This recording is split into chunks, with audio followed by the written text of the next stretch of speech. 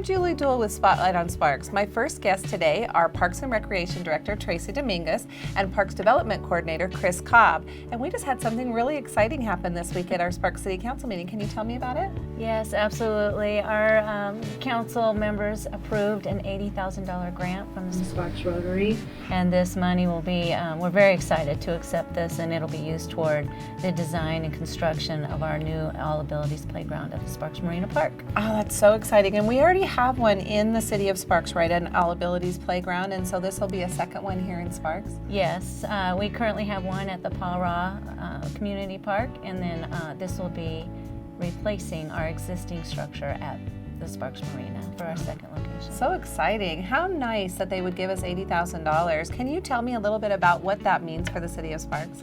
Oh, it means a lot, not only for our citizens, but the region. Currently you have the playground at the Sparks Marina. It's two small circle areas. We're looking at combining those to make one giant joint area, probably around 10,000 square feet. And it'll be an all abilities playground where it's for everyone to come into, and not just the children with varying disabilities, but also whether those parents, those caregivers, or the grandparent that's bringing them to them, so that you have everybody interacting on the same playground. This can mean playgrounds that have ramping areas. It also means different features for those auditory or sensory disabilities, where you need different types of play panels that may make noises, or there's a feeling component to it, or even the colors that go along with it, or areas of shelter that certain kids, when they get overstimulated, need that area of shelter to readjust and reacquaint themselves in creating a whole social atmosphere. It also includes not only just picking play equipment and saying, oh, we've got those items and we put them here. You really need to think about where they go, what their adjacencies are, to make this a successful All Abilities Playground. That is so exciting, and it sounds like it's so well thought out. And I know that the $80,000 isn't going to cover the entire building of the new park. Are we looking for more funds for that, and do we have other funds set aside?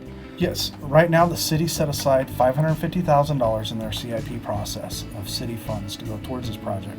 We have $80,000 that we just received from the Sparks Rotary, and then staff is also looking at other foundations and grants that are out there available. The intent is to have this under design and hopefully under construction by a minimum of next October. We feel that there's a lot of opportunity out there, and some of those that we're looking at, that we fit that need and what they're looking to as far as providing funding in those foundations. Also, there's some state programs out there. So now it's time to race after that money and look forward to building an extremely important project within not only the city of Sparks again, but our region. How exciting this is for, like you said, not only kids, but their grandparents, their parents, their caregivers. This is so exciting. And really, for the Sparks Rotary to give this money to us, I know they've done other things for us too in our community. And how thankful are we, Tracy, for just the partnership that we have with them? Oh, we're extremely thankful. We can't do what we do without them. They're the main reason we still have the Kids Free Fishing Day every year. They are the ones that came up with the idea of adding on an extra day to that event just for children with disabilities. So they're just a great, amazing partner. Right, and how is it just such a perfect location to have it at our Sparks Marina Park, because we also have the Mark Wellman event there too, and it's a nice big area for that. Is there anything else you guys want to talk about as far as this grant or the park itself? Well, I think the park is a natural location. It's a regional draw already, and it is definitely going to be all-inclusive, meaning all ages and all abilities. Great. Well, thank you so much for both of you for joining me. We're really excited to see what this park's going to look like. Thank you.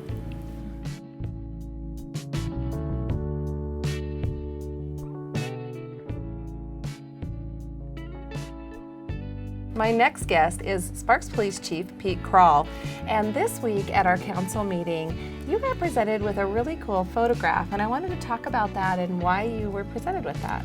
Well, we did. Julie, thank you for having me today. We were fortunate to participate in the grand opening of the Northern Nevada Veterans Memorial Home.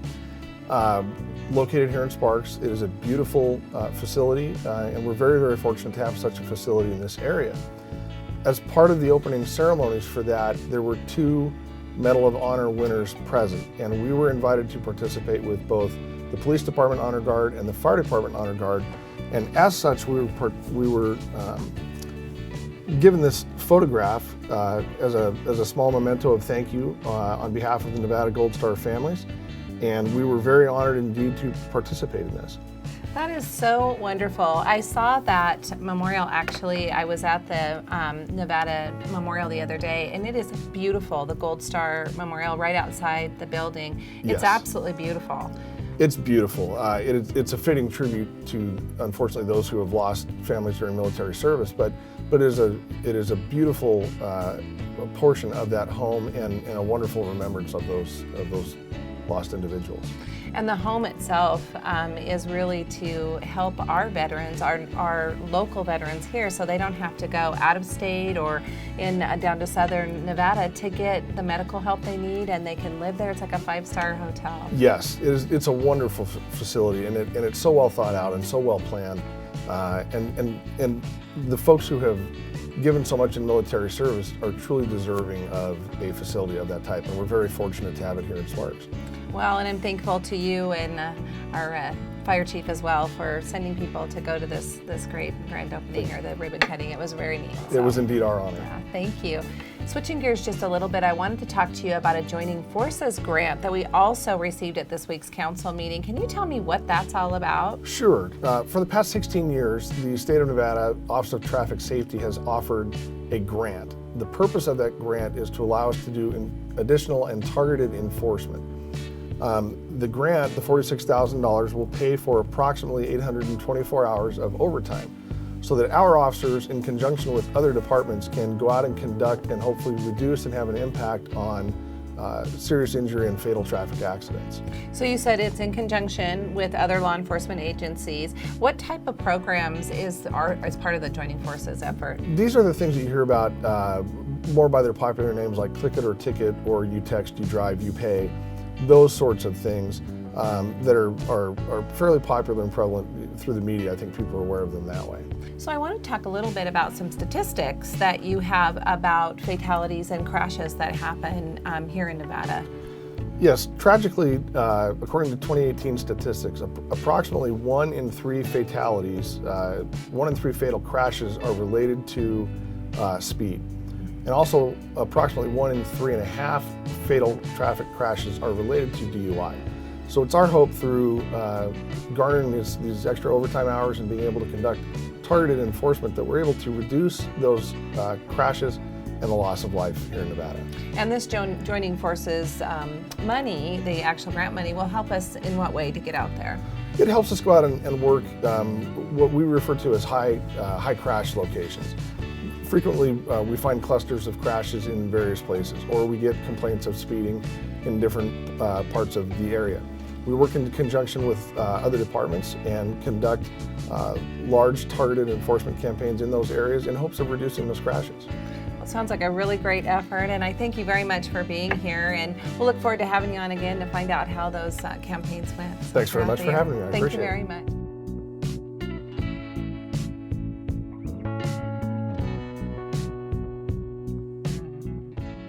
My next guest is City Clerk Lisa Hunderman. Hi Lisa, thanks for coming. Thanks for having me, Julie. Sure. So recently at a Sparks City Council meeting, we talked about changing an amendment, or we actually changed the amendment for growlers and crawlers.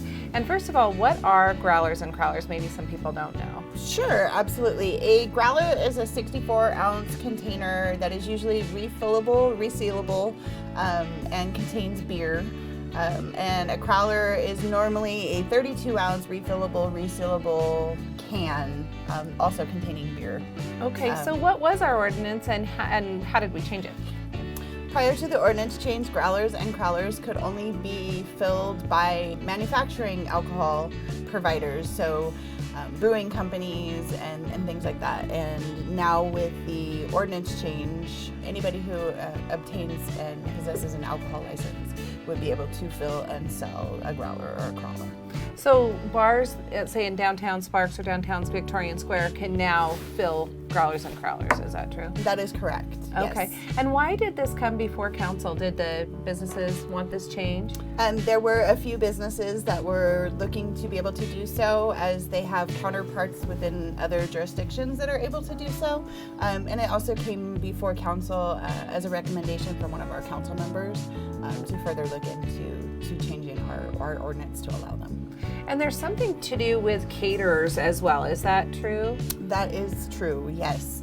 Prior to this change, a catering company could not supply alcohol under any circumstances. So if a customer was trying to cater a wedding, they could do so with the food, but they couldn't supply them with the alcohol. With the new ordinance change, they are able to do that without having to have an on-site location for that. Is there anything else that you want to talk about for the change of this ordinance? Just the fees. The growler and crowler license is an add-on, so you do have to currently possess a different type of alcoholic beverage license in order to add it on, and it is a fee of $500. A caterer's alcohol license, if you already have an existing alcoholic beverage license, is also an add-on fee of $500. And if you do not have an existing one and you're just doing a standalone catering company, then the fee is $1,000. Also, if you're not currently in possession of an alcohol license, then you would need to go through the standard background check that you would normally go through. But now, if you have already gone through the background check, you don't have to do your background check. You just have to pay the additional fee, and you can have growlers, fill growlers. Correct. Yes, absolutely. Great. So it sounds like it's a good change for our area in Sparks, and I appreciate anything else you want to say? Nope, just super excited that we are able to make this change and for the businesses to be able to provide this to customers. Great. Well, thanks for watching. It's always happening here in Sparks, and let's go, Lisa. I have an empty growler right here.